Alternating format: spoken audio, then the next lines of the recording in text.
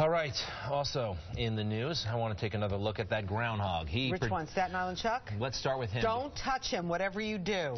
Anna Gilligan has the groundhog, or was nearby. All right, so legend has it, if this thing sees its own shadow, that means it's going to be cold for a few more weeks, right?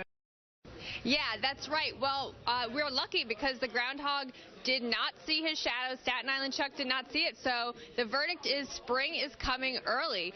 You can see behind me, that's the plexiglass that Staten Island Chuck came out. The reason is that only qualified handlers were touching Chuck this morning.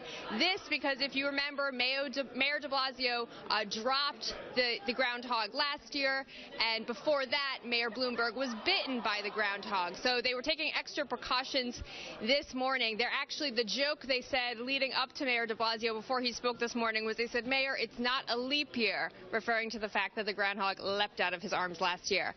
So this is great news for us. Spring is coming early, and Staten Island Chuck he's actually been rated the second best groundhog in predicting weather by the Weather Channel. He has an 82% accuracy rate, so I'm going to take Staten Island Chuck at his word.